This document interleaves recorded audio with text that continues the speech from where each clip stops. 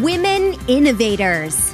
Interviews with women with big messages and big missions, sharing their stories to inspire you to live your passion and step up to make the world a better place. Here's your host, Tammy Patzer. Hi, everyone. This is Tammy Patzer, and I'm excited because today I'm interviewing LaWanna Bradford. LaWanna is a serial entrepreneur and global leader in the strategic planning and performance management arena. She is a thought leader and business management consultant who applies strategic thinking and business management concepts to maximize efficiency and effectiveness and identify both business and life opportunities for improvement and growth. She is the COO of the Bradford Group, a commercial and investment mortgage brokerage, and the principal of the Bradford Group Consulting, a business management consulting firm. As a change agent, she leverages her 30-plus years of experience working with federal and private industries and small businesses to guide individuals toward achieving growth, understanding their market position, and increasing awareness of the customers they serve. And I could go on and on about you, LaWanna, but I really want to get into our conversation today. So welcome. Thank you so much for having me, Tammy. It's a pleasure to be here. I want to just tell everyone in the audience that I'm actually interviewing LaWanna for a book today, because she is an expert. So she is going to be featured in a book called Expert Profiles. So the cool thing is you're actually listening in on this conversation where we will be talking about what makes LaWanna the expert she is. So let's get started. So LaWanna, can you tell me a little bit more about how you got started as an entrepreneur? And you've been doing this for 30 plus years, so there must be something that you're doing right. So tell me about that adventure. Well, believe it or not, it all started with my introduction to Future Business Leaders of America in high school. And I just saw that there was so much opportunity, not only in owning your own business, but being a part of the economic solution to be an employer of individuals. And so that excited me. And after college, I started, I don't know what that was. I apologize. I started with some small, multi-level marketing things just to kind of understand what is this all about. But then after getting my master's, I partnered with an individual and we opened up our first brick and mortar, which was a licensed sporting apparel store. And it was professional licensing. So all of your professional level sports as well as collegiate sports. And that exposed me to all nuances of business, from understanding how to negotiate your leases, doing building build-outs and buying, understanding the trends in your industry, et cetera. So that, for me, gave me more experience than any book, any classroom could ever give me. And I think that's where I was really bitten with the entrepreneurial bug and the idea of being creative and really creating things from, just from my own idea set, not picking up something that someone else has. And so that was the first business, and then went into business management consulting, as well as down the road after leaving corporate, I joined my brother in the mortgage industry. And I only came on board actually just to help him with some of his compliance guidelines and training the staff. And I realized, wow, this is another industry. Let me learn about this. How can I become a part of it? And so we talked about what that would be. I bought into the company. When the market started to spiral down, he bailed. I stayed and survived the 2008 downturn. And everything else is history. So I think it's just a natural fit for me. I even in my professional lane, I've always been in an internal consultant advisory role.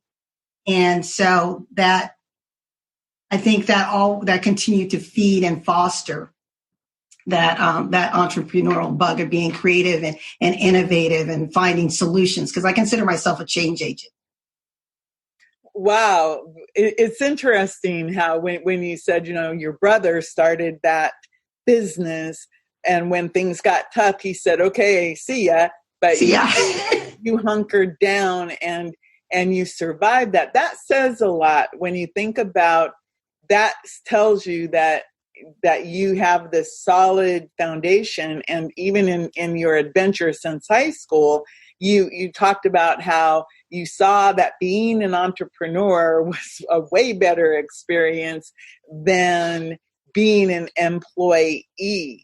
And I think that right now we're in this time of economic challenge, let's call them challenges for people, or economic opportunities for people. How do you see this unfolding right now for people? With all of your experience, what do you see happening for the people today? Well, I think there's two lanes. So you have those that are employed and those that are entrepreneurs. And I think, based on everything that we see, the projections look pretty bleak for those that are small and mid-sized businesses, even big businesses. I mean, if you've shut down the economy and you've cut off people's means to go out and buy in, and commerce among themselves, it's going to have a crippling effect across the board. So though individuals may not be directly impacted, there is an indirect ramification to what's happening. So those that are employed, we see the numbers right now. It's projected to be 40 million unemployed, 40 million. And all the gains that we made over the last 12, 15 years, they're washed away by this. So one of the things that I tell individuals is, though life has happened, because life is always going to happen, no job is ever, but you do have a creative genius that's within you. So what can you do to market your skills, abilities in a unique way? Also looking at the resources that, how can you leverage those opportunities to help secure yourself and feed your family? That's what it's about. It's about survival. The other thing is, on the entrepreneurial side, this is a huge opportunity to do business differently. Because if you believe that how you did business a month ago is going to be the way to do business once we come on the other side of COVID, you're grossly mistaken. So I just encourage individuals, pay attention to the markets, pay attention especially to your industry. What shifts are the major players making? And be ready to be in front of that wave. If you can't be in front of it, at least be willing to ride the crest of the wave, but don't stand and be overtaken by the wave. So you said a couple things that kind of are interesting to me. So before, I want to shift gears and just ask you this one question, and then I want to go back to talking about kind of the opportunities that you might be seeing. But with all of your experience, what would you say that your personal big superpower is that could help our listeners today? My superpower is I'm a strategist and an analyst. So, which means I'm always looking for the next move. I'm always positioning myself to find the opportunities, to find the stepping stones among the stumbling blocks. So my superpower is being able to assess the situation and predict what the next move may be and what my move should be. And I'm able to work collaboratively with individuals to help them see the same thing, because we hear the term strategy all the time. Oh, let's be strategic in our thinking. But that's not an innate skill. It actually requires ongoing application and refining that lens and how you look at life and how you look at business. And so I always caution individuals when they say, oh, I'm joining this seminar and they're going to teach me strategy. It's like, you don't learn strategy overnight. But the one skill set is understanding the environment that you're seated in. And when you can really understand that environment in your industry, then you sharpen your lens. And it helps you to basically have that flashlight, if you will, to know how to navigate the landmines that are there. Because right now, no matter what business you're in, there are a lot of landmines around us.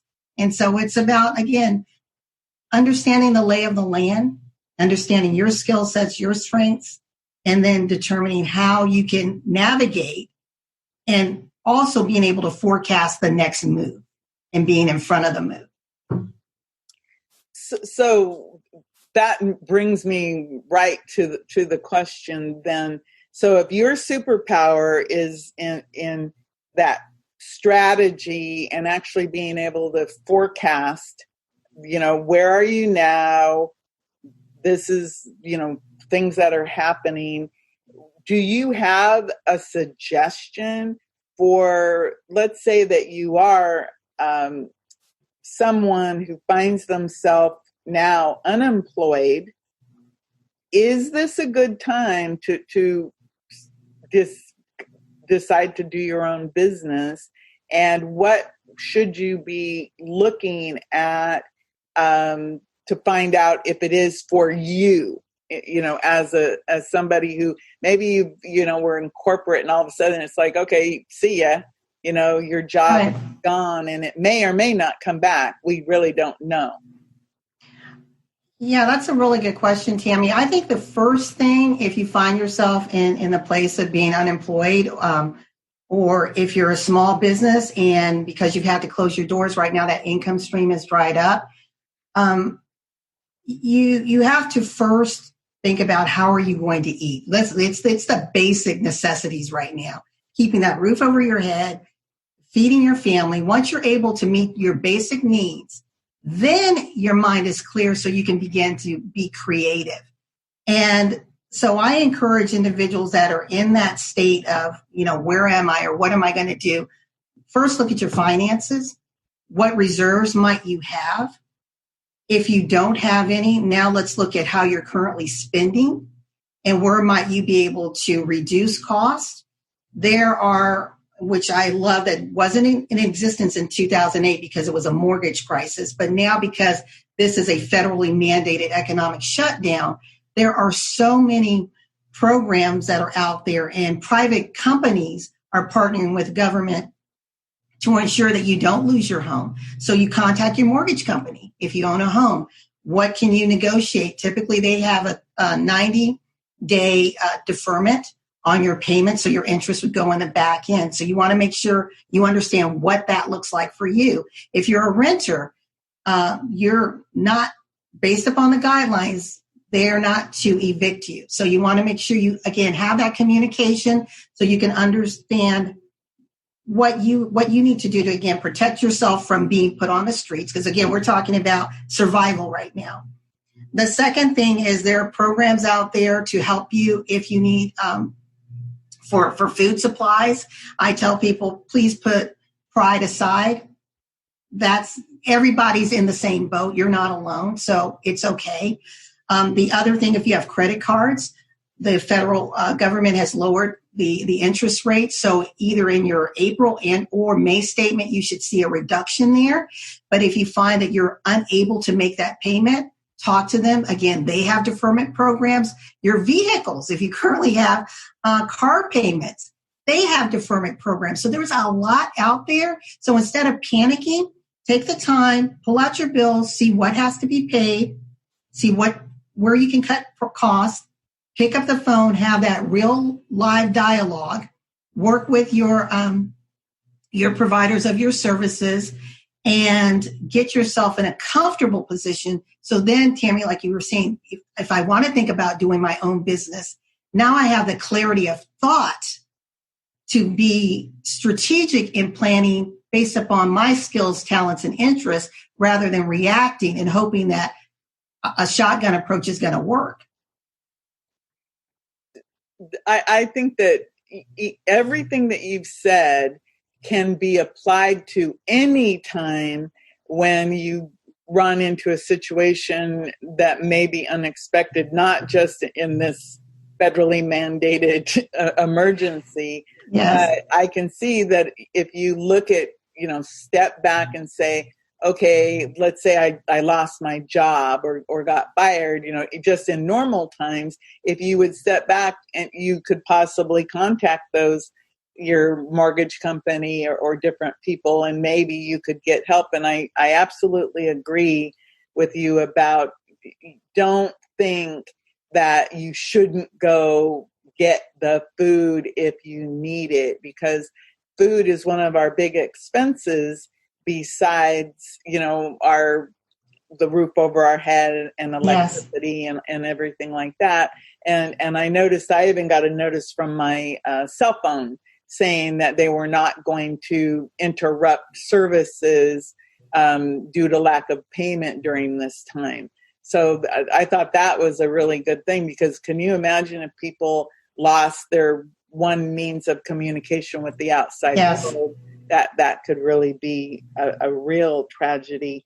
I wanted to, we could talk about what's going on in the world right now all day long, but I want to pull it back in because, again, you are an expert in your field, and you also helped create a lot of awareness. And as a woman, and I mean, I've been working since I was a teenager, and I was told, I'm a child of the 70s, and I was told, Tammy, you can become anything you want to be. You can do whatever you want to do. And I believed it.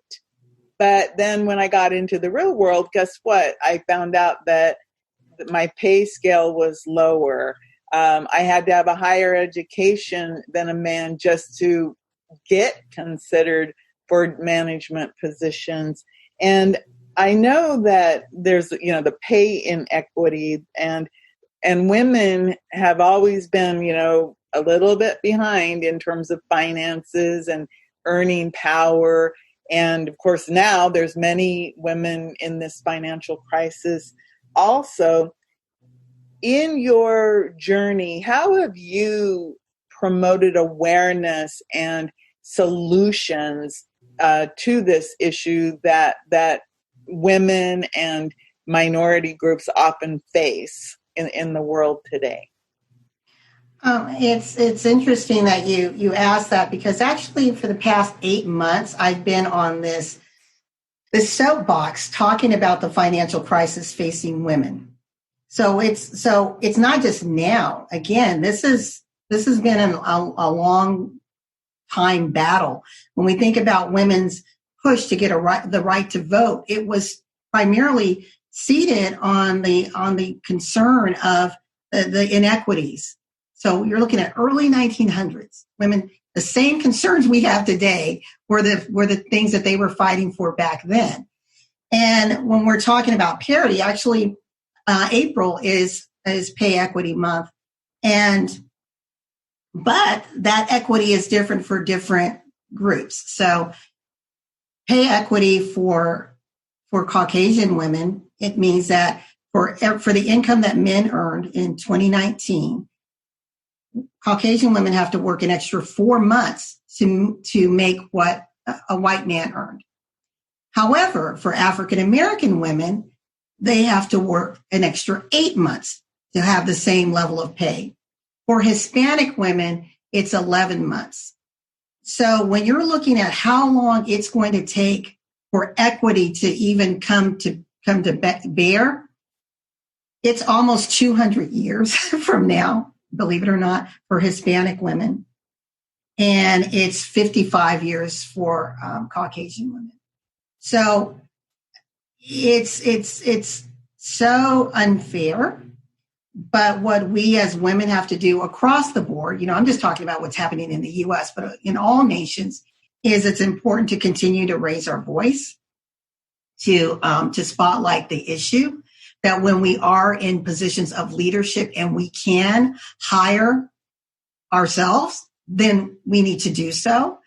I think also the opportunity in being an entrepreneur, it enables you to also be an employer, and establishing those platforms to allow women to rise higher than they may have been able to in other companies. So I hope I'm answering your question. Well, it's, let's just say that is startling. And at the same time, I mean, I've lived it, you've lived it, and we all have different experiences. And of course, I'm a Caucasian, and so I don't know, what a Latina might experience or a African American woman might experience. But I know just in general that I got a master's degree because I was trying to increase my income from minimum wage to something that I could live on. Even with a master's degree, all that did for me was enable me to have higher paying part-time jobs to supplement my full-time job, where I was making at least $10,000 to $20,000 less than a man in an equal position that I had. And I was a managing editor for a newspaper, and my counterpart, a man, made more money than I did, even though our responsibilities were the same. And I think I even managed more people than he did. So I'm very much aware of all of those. So the big word today is pivot. It's funny because, like you said, that you've spent the last 8 months working on talking about, hey, we need to speak up, and this inequity needs to change. Related, there's many issues, but wages and income is one of them. But there's a lot of issues. But what does pivot? People are saying, pivot. One person, it's pivot or perish, and I'm going, oh, I don't like that. I like pivot to profit, to tell you the truth. I like pivot to profit. So do you have any examples? What have you had to do to pivot your business in 2020? Sure. And for me, the term, I don't typically use the term pivot because that means literally shifting and changing direction. And again, from a strategic lens, if I have a goal and I'm saying my eye is set on that prize, and if I turn directions, then the goal is actually behind me. So the term and the phrase that I use a lot is repositioning to remain relevant. So what I've done, and this is a very recent example, when the stimulus package came out and there were shifts and the Fed adjusted the rates. Obviously, there's an impact on the mortgage side, and I thought, oh, great! Now we're going to have lower interest rates, and we can help people to move forward in their refinances and their purchases, etc. So I thought this is a good thing for us. But 2 weeks later, the market volatility just exploded. And what it did, it caused the lenders to become very fearful and conservative in their lending. And so what was an opportunity, so I thought, now became a risk and a threat to our business, where the lenders were, and they still are relooking their portfolios, adjusting the qualifying guidelines, making it more stringent. Why they're doing that? Because they know people are going to be unemployed.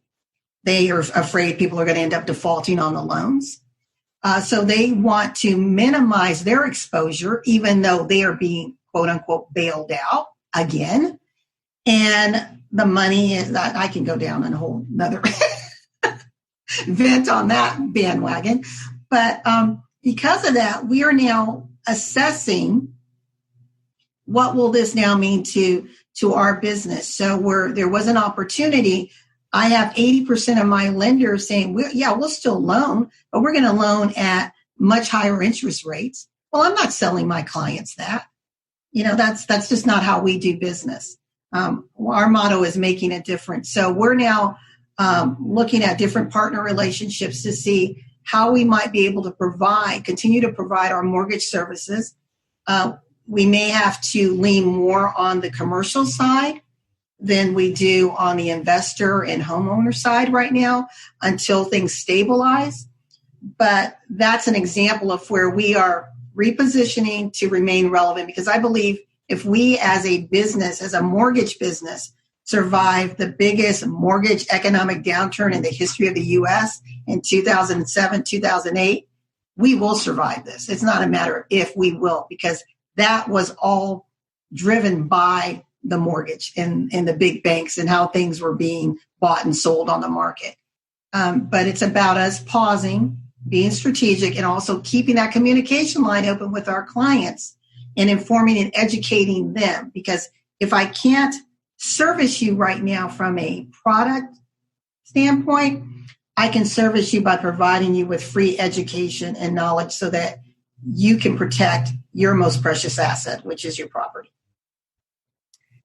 I really like that, because you're saying, hey, if I can't sell you something because it would not be right to sell you something that isn't good for you, I can certainly be there for you to educate you so that you know what's going on in this market. And you're absolutely right. Just like the money that was supposed to come for small businesses, it sounds like most of it went for big business. And then all these little, big people are going, well, what am I going to do? So it's all a kind of a blur of what is real and what's smoke and mirrors with all of this, because you're right. They said, oh, it's going to be 0.5% or something. And then all of a sudden it was 1 or 2%. So they just kept it was almost they were like rolling the dice. So, let's do that, like Jumanji or something. Roll the dice and see, well, what do we tell them today? And everybody's like, they don't know what to believe. Like, I applied for the small business loan, where they said, oh, you're going to get $10,000. Oh, yeah, with the SBA. Of a grant. And I was like, well, that would be really useful, because then I could make sure that I can pay all of the different things that I have to pay. And that would help me. And then, oh no, it's only going to be $1,000, maybe, if you get it per employee. So now it's like, okay, I applied, but I'm not holding my breath for any help at this point. I'm just, moving on, trying to provide my services in the best way I can.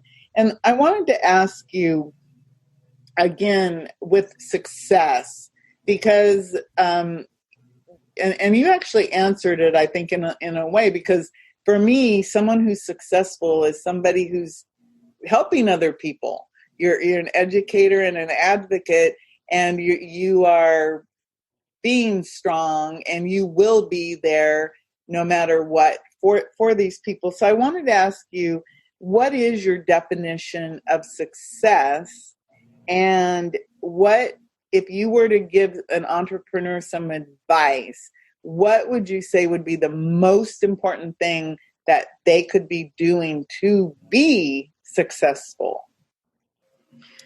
I think for me, success is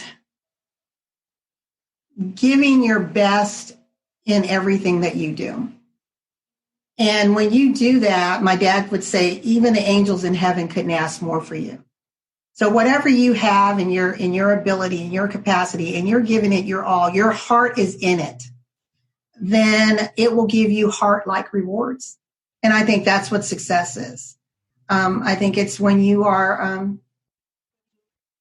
others before yourself, and being that person of service, whether it's in business and or in life.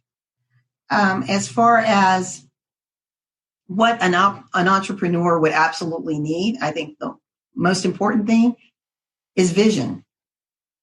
Without vision, you're not an entrepreneur. You've just created a job for yourself. You're a business owner. But an entrepreneur is a visionary. That's a distinguishing difference. So you have to be able to have vision, and that vision is ongoing. It's not a one and done. You're always in that creative genius mode. It's ideas after ideas after ideas are flowing. There's so many ideas. You don't have time to do them, but you're just writing them down. It's like, I'm going to get to this. I'm going to get to this. So I think it's having that vision, and that's the fire that I think that keeps entrepreneurs going and reinventing and recreating themselves. I'm laughing as you're just talking about that, because I have more ideas now, and I'm just like, oh my God. And, and I literally do that, write it down. And I have some ideas now that are coming back around that I had yes. 4 or 5 years ago. And they're like knocking on my window saying, Tammy, now's the time. And, because I maybe put them away, and they, and I have to admit, they're pretty darn good ideas. But it's like, okay, you've got the same 24 hours a day that everybody else has, and go. And, but I really do think you're right. Entrepreneurs do have this fire inside of them, and that vision of creating something that is so much bigger than themselves. And I want to go back to your superpower of being that strategic planner. And you talked about leveraging that strategic planning. What, if you were to describe it, is that an art? Is it a science? You said it was something that was innate. No, it's not innate. It's not innate. Not innate. Yeah, it's definitely it's a learned skill, unless you just have a gifting of that type of a sight. But I would say repeat the question, please. I apologize. So as a strategic planner, how does somebody develop that? Since I think you do have it innately, you meaning LaWanna, but it's somebody learning that, Sure. Is it an art? Yes. An art that of strategy. So it kind of, I think, leads me to ask you more the question of, how do you work with someone to help them create their strategic plans and implement them? I think that's really what my question really is how do you work with people? Well, I look at, the first thing is, most businesses, whether it's big business, small business, they look at strategic planning as an exercise and as an end product. I have this plan, and it typically sits on the shelf, and they'll dust it off the next year when it's the strategic planning cycle again, or they'll look at it quarterly, maybe. But when I say it's an art, what makes it an art, it becomes actually a part of you. It's the way you look at the world. So it becomes that creative lens. A true strategist they're an artist. You have this blank canvas, and you are dictating how the lay of the land will be, how this painting or this tapestry, if you will, is going to be woven, because you're looking at the different parts that are impacting your business. You're looking at your dependencies, those things that you need to rely on in order to be successful. You're looking at strategic partnerships and relationships. You're understanding your clients, not just who they are demographically, but how they operate and interact and think and make decisions. That's the psychographics.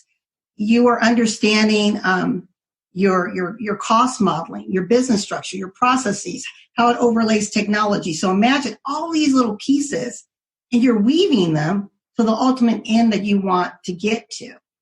So your question is, how do I work with individuals? I'm a consultant. I don't classify myself as a coach. From a strategy standpoint, as a consultant, I'm there to fill a gap that you may have in your business.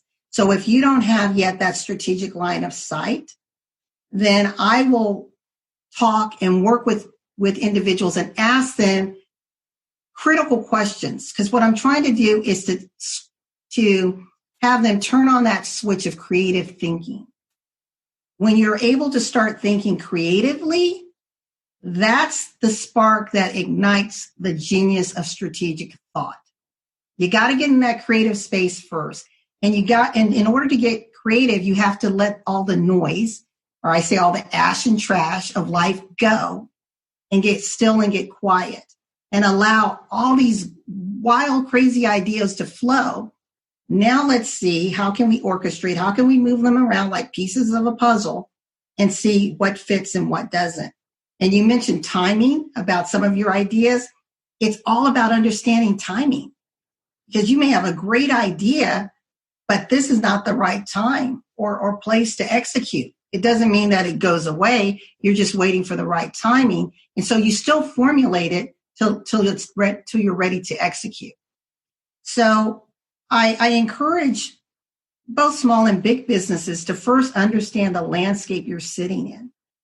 When you understand that, then you've already started to unpeel and unpackage the cloudiness of your own lenses, and you're able to see much clearer. But I've been to many, and it's actually a point of frustration for me. I've been to many small business sessions where they're teaching strategy, and it's like, okay, let's come up with your goal. Let's decide on your timeline and then your strategy, and voila, you're done. 9 times out of 10, those individuals, I can guarantee you, will not achieve it because they are missing a critical, most important piece, and that's understanding the environment that you're in and how all the nuances of it feed in the direction that you're going. And you need to determine when I say your strengths and your weaknesses, those are things you control and you influence. And there is a lot of questions. It's a very detailed assessment of how you understand what those are. And then at the bottom of it is, what are those opportunities and threats? And those are things that are outside of your control that can impact your business negatively and or positively. So how, by understanding those, do you leverage the opportunities and mitigate the threats? So that's what I try to help them understand. But it's not a one and done. You don't take a class and instantly, wow, I'm this strategic genius. I've been blessed where I've been doing it for many industries, from satellite communications to Olympic Committee to transportation to public health, for 30 years. And so my sight is very sharpened, but I'm able to simplify it for every type of industry. And that's the brilliance of it. When you sharpen your strategic lens, you could do it in any lane all day long. And I think that is going to be the difference in those that thrive on the other side of COVID than those that don't, whether you are have a cleaning service or you're a big corporate providing digital products. Strategic landscape and lens is very key. Wow, that I think right there, you just brought in the whole meaning of 2020: clarity and focus, because that strategic lens and that clarity of what you're talking about, that's the vision that what you just said gave me. Because we laugh about 2020, 2020 vision and then 2020 hindsight. But when you think about exactly right now, the time is about stopping and focusing and seeing things. And then I really like the fact that you talk about that creativity that is part of that it isn't just this, oh yeah, let's set a goal and here's my goal, I want to help 1 million people achieve X, because if there's no creativity or passion in understanding the timing of all that, you probably wouldn't be able to achieve it. So I wanted to ask you one more thing. Of all of the things in your life, what is the thing that you think has shaped you and influenced you the most for your life and business? What shaped me the most actually isn't a thing. It's two people. And it's my mother and father. And my father has been my coach my entire life, and he still is. He's 89, and he's coached and guided me on business. And actually, he's a strategist, so I think I get that sort of naturally. But he said something to me. Both my parents said something to me when I graduated from high school, and they said, "This is our gift to you." So I guess kind of like, we're giving you this blessing. And I didn't understand it at that time. You're 17, you're like, but I want something physical and tangible. But it has been my anchor in both life and business. My dad said, find something in life that you love so much that you'd be willing to do it for free, and you'll never work a day in your life. My mother said that, let me back up a little bit with my father. When we think about, and you were asking me about individuals being unemployed right now or struggling.